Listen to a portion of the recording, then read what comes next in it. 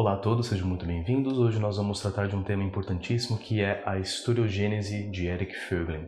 Diferentemente do que pode parecer, a historiogênese não é necessariamente uma teoria desenvolvida pelo Voegelin, mas um estado de consciência em um determinado tempo na história, que ele diz a era ecumênica, que ele acabou identificando.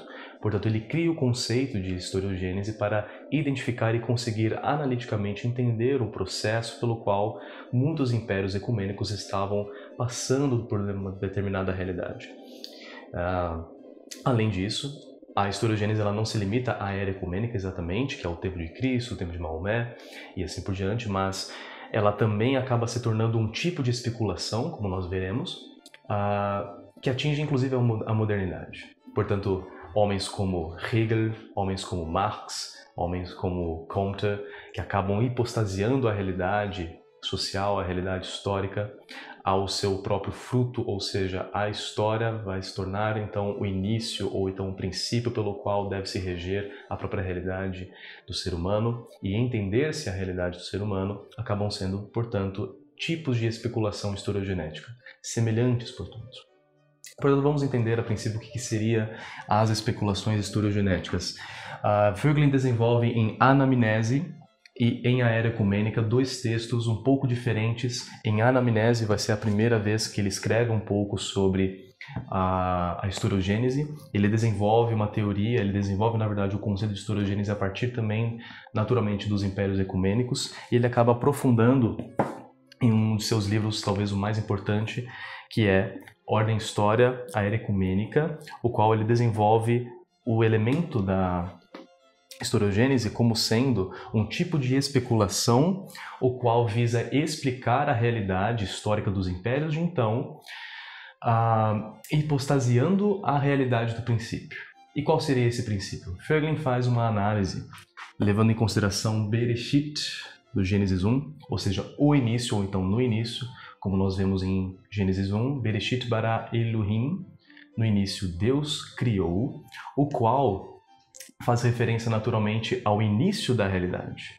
Portanto, o início da realidade advém de um certo além, portanto, existe uma certa linha pela qual o início da própria realidade contada pelo Gênesis, contada pelos profetas e os escritores do Gênesis, que não está necessariamente interligada temporalmente. E o que faz a historiogênese é transmutar, hipostasiar o sentido do início, Bereshit, em uma questão temporal.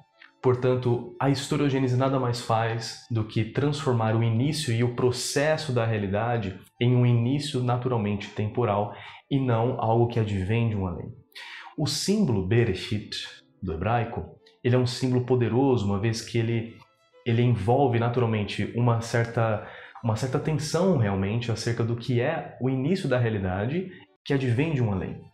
Tudo isto, quando a historiogênese, como um mito e especulação, ela hipostasia o princípio, o mistério da própria realidade que o próprio símbolo Bereshit, no início, havia criado. O mistério de onde nós viemos, de onde é a sociedade, de que importa estar aqui. Então, a historiogênese ela abole o mistério da realidade e o próprio processo da realidade.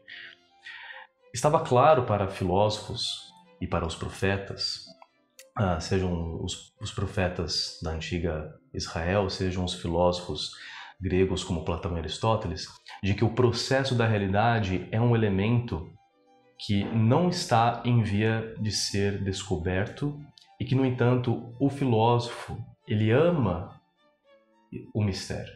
Ou seja, o mistério é o elemento ao qual ele tem de recorrer. Portanto, além da historiogênese e das especulações historiogenéticas hipostasiarem o elemento do tempo, o maior problema acaba não sendo exatamente as mais diversas historiogêneses. Por exemplo, naturalmente, um tipo de especulação historiogenética como a de Hegel pode ser muito bem combatida por um homem chamado Marx, ou então como um homem chamado Comte, e assim por diante. Portanto, as diversas perspectivas não importam realmente, mas o que importa e o real problema em relação à especulação historiogenética, que hipostasia o além do tempo para o próprio tempo, é a deformação da consciência que exige para se pensar desta maneira. O que Voegelin quer dizer com isso é de que o mistério da realidade acaba sendo deformado, ou seja, há uma deformação especulativa dentro da historiogênese que não fica muito claro para os filósofos que estão ali no processo de realizar a própria teoria da historiogênese. Ou seja, filósofos como Hegel, eles estão realmente angustiados em tentar descobrir qual é o mistério da realidade, de onde nós viemos e para onde nós estamos indo. Só que para tal, eles fazem uso de uma hipostasiação de determinados princípios, como o próprio Bereshit, como o próprio no início de Gênesis, para suprir a própria realidade, não a realidade da coisa, ou seja, a realidade coisa, que Frege faz referência no último livro, Em Busca da Ordem, mas a própria intencionalidade da consciência do ser humano. Para isto, nós temos então aqui agora uma aporia da consciência ao filósofo, ou seja, cria-se uma nova aporia. O mistério da realidade agora acaba se tornando um processo da realidade histórica, e não um processo da consciência do eu, ou um processo da consciência que o filósofo tem diante da realidade e diante de si mesmo, pelos seus aspectos luminosos ou intencionais. Mas Frege acaba percebendo, em alguma medida, de que as epifanias, sejam elas espirituais, ou seja, pneumáticas, de pneuma, espírito, do grego, sejam elas epifanias noéticas, como no caso de Platão e Aristóteles, elas acabam sendo um elemento, digamos, mais saudável diante desse tipo de especulação. Mesmo porque Platão e Aristóteles, os santos e todos os profetas estavam cientes de que o processo da realidade é um mistério que não está, digamos, respondido diante de nós. Portanto, está claro para o filósofo, e o dever do filósofo não é senão amar o mistério e não querer resolvê-lo.